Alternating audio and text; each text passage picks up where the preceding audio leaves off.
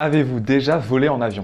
Alors, ne répondez pas, ça sert à rien, je peux pas vous entendre en fait, c'est le principe d'une vidéo. Il y a quelque chose de fascinant dans l'aviation, c'est quand même de réussir à faire voler un objet qui fait une centaine de tonnes. Enfin, rendez-vous compte, c'est un peu comme si on mettait 20 éléphants dans une cage et qui s'envolaient. Enfin, c'est quand même assez dingue. C'est dingue, mais c'est pas du tout le sujet de la vidéo en fait. En effet, c'est pas du tout le sujet de la vidéo, parce que la vraie question, ce n'est pas est-ce que vous avez déjà volé en avion, mais est-ce que vous avez déjà volé un avion? Non? Alors laissez-moi vous raconter l'histoire de Ben, l'homme qui aurait volé un Boeing 727.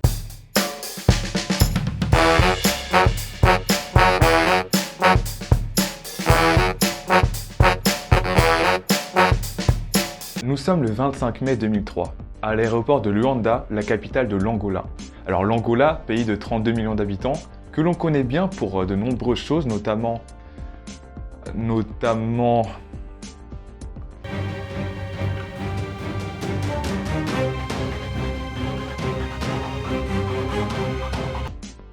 pour son équipe féminine de handball et son IDH de 0,581. Ce dimanche donc, le Boeing 727 décolle, sans aucune autorisation et avec un équipage inconnu à bord. Il disparaît. On a volé un avion. Alors des disparitions d'avions, cela est déjà arrivé dans l'histoire de l'aviation et on retrouve souvent le même scénario. Un ennui mécanique, un problème en vol, l'avion qui disparaît des radars. Ici, la situation est bien différente. Un avion a été volé en plein jour, alors qu'il était tranquillement posé sur le tarmac d'un aéroport, et cette disparition va vite entraîner une enquête mondiale, menée par le FBI et la CIA. En effet, nous sommes en 2003, quelques mois et années après les événements du 11 septembre, et les Américains ont un peu peur d'un avion qui serait perdu dans la nature. Oui, ils flippent. Que s'est-il donc passé ce 25 mai 2003? Où est l'avion? Qui l'a volé? Pourquoi? Comment? Qui? Où? Mais où est donc Ornicar? Toutes ces questions, nous allons y répondre tout de suite. Pas du tout, pas la dernière, on va pas y répondre. Avant ça, revenons un peu en arrière, Marty. L'avion en question a été fabriqué dans les années 70. Il s'agit d'un Boeing 727 N844AH. Dans le jargon, on l'appelle une belle bête. Pas du tout, je suis pas du tout dans le jargon de l'aviation en fait. L'avion sera utilisé une trentaine d'années par American Airlines, puis vendu à Aerospace Sales and Leasings, dirigé par un homme, Maury Joseph. Retenez son nom, il pourrait avoir de l'importance. Je dis ça, je dis rien. Bah dis rien alors. Aerospace louera en 2002 l'avion à Keith Irwin, le patron d'une compagnie aérienne angolaise. Son projet est d'utiliser l'avion afin de ravitailler en diesel les mines de diamants d'Angola. Sauf que Irwin va jamais utiliser l'avion. Il restera inexploité. C'est quand même bête de payer plusieurs millions pour louer un avion et de jamais s'en servir. Je sais pas, c'est comme si on payait des milliers d'euros pour aller dans une école et au final pas pouvoir y aller parce que Corona cours en distanciel. Oh. Ça me rappelle quelque chose. L'avion se retrouve donc inutilisé, cloué au sol pendant plus d'1 an. Il fait partie du paysage et personne n'y prête attention.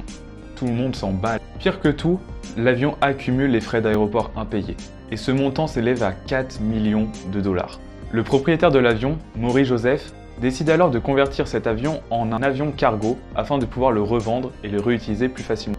Le vol d'essai de ce nouvel avion cargo est prévu le 26 mai 2003. Cette date vous rappelle quelque chose? Bah ouais, 26 mai, c'est un peu le lendemain du 25 mai, et le 25 mai, il y a eu le vol. La veille du vol d'essai, l'avion disparaît mystérieusement. En tout cas, c'est un manque de peau certain pour Maury Joseph, c'est vraiment pas de bol. Mais qui a donc volé l'avion? Nous sommes le dimanche 25 mai 2003, il est 17h, heure locale. La nuit tombe sur le village, les villageois s'endorment. C'est pas le bon texte. En effet, ce n'est pas du tout le bon texte. Selon les témoins, 2 hommes montent à bord de l'appareil. L'appareil était stationné à l'écart de l'aéroport dans une zone désaffectée. Les 2 hommes montent à bord, coupent les communications et roulent feu éteint vers la piste. Les contrôleurs aériens sont médusés, incrédules. Ils essayent de prendre contact avec l'appareil, mais personne ne répond. L'avion rentre sur la piste et commence à faire monter le régime de ses moteurs. Il roule d'une manière très chaotique, et d'une manière tout aussi chaotique, l'avion finit par décoller et se diriger vers l'océan Atlantique et le sud-ouest. Alors le sud-ouest n'est pas vraiment par là, c'était une image, et en plus je sais même pas où vous habitez, et c'est un peu bizarre de vous demander ça, donc j'ai fait un mouvement avec la main, c'est tout. Déjà, ce décollage un peu chaotique montre une chose, c'est que les hommes à bord ne sont pas du tout expérimentés et ne savent pas comment piloter ce genre d'engin. Et cette impression va être renforcée par un élément troublant. Rapidement en effet, on apprend que les 2 hommes montés à bord sont des membres de l'équipe de maintenance de l'appareil. chargé de convertir l'avion en avion cargo. Le premier homme, le pilote, serait Benjamin Charles Padilla. Fiancé et père de 2 enfants, il a une réputation de baroudeur et surtout, il est un pilote amateur. Le deuxième homme serait John Michael Matantou, un mécanicien engagé par Ben sur le chantier. Le profil des 2 hommes à bord laisse penser que c'est Ben qui était aux commandes pour faire décoller et piloter le Boeing 727. Mais déjà, une première question se pose. Comment un pilote amateur a-t-il réussi à faire décoller un Boeing 727 ? Personnellement, je suis très doué pour conduire une Renault Mégane, mais si vous me mettez dans une Formule 1, ça risque de mal tourner. Le Boeing 727 est un appareil complexe. Normalement, pour le piloter, il faut un équipage de 3 personnes. Et 3 personnes formées au décollage de ce type d'avion. Le manuel d'utilisation de l'appareil lui-même indique que piloter un Boeing 727 avec seulement 2 membres d'équipage est proche de l'impossible. Alors une question se pose. Comment un pilote amateur et son mécanicien ont-ils réussi à faire décoller un Boeing 727 ? Était-il seul à bord de l'avion ? Ben aurait-il réussi un exploit ? Et s'il y avait un 3e homme, qui était-il ? Pourquoi était-il là ? Pourquoi personne n'a vu rentrer ? Beaucoup de questions se posent encore. Le décollage de l'appareil est donc un premier mystère. Le vol est constaté dès le lendemain par Joseph, qui attendait en Afrique du Sud le vol test de l'avion cargo. Il va directement prévenir le FBI et l'enquête commencera. Le deuxième mystère apparaît alors. Où est l'avion volé ? Où est-il ? Donnée importante, l'avion avait été chargé en carburant juste avant son départ, car il devait en effet faire le vol test, et il avait donc 2400 km d'autonomie. Directement, l'avion est aperçu un peu partout en Afrique. Au Gabon, au Congo, en Tanzanie, dans Tonkin. Le transpondeur a été coupé, l'avion est indétectable au radar. Un ratissage sera mené, mais ni l'avion, ni les 2 hommes à bord ne seront retrouvés. Se pose alors le 3e mystère, parce qu'à défaut de savoir où, essayons de savoir pourquoi l'avion a été volé. Pourquoi un ingénieur américain de 50 ans, fiancé, décide de voler un Boeing de 50 mètres de long. Qu'est-ce qui lui passe par la tête? Allons dans son cerveau, tout de suite. Pas du tout, je suis pas du tout dans son cerveau.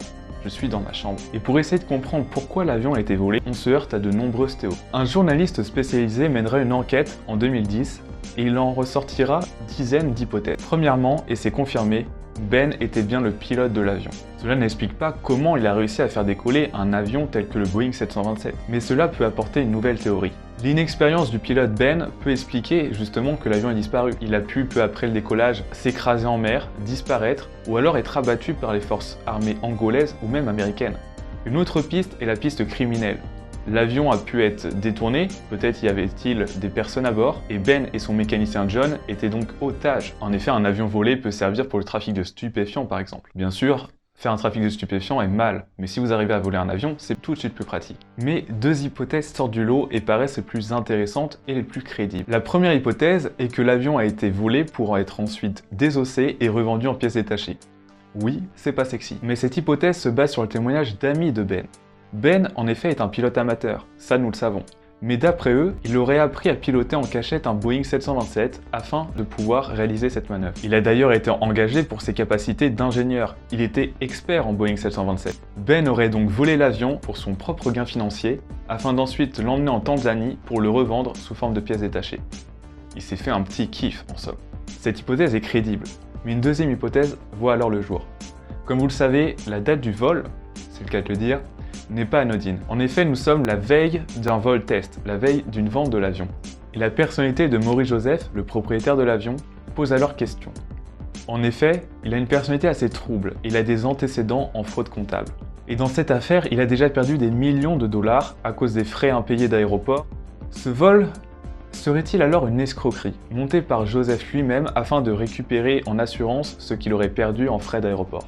Il aurait alors engagé Ben pour voler l'avion et ainsi toucher son assurance. Ce qui est fou dans cette histoire et ce qui m'a plu, et j'espère que vous aussi, c'est que 17 ans après, on ne sait toujours pas où est l'avion, pourquoi il a été volé, on n'a aucune réponse et aucune conclusion n'a été apportée. Ben aurait volé l'avion, ok. Soit pour lui, soit pour Joseph, on sait pas trop. Mais où est-il?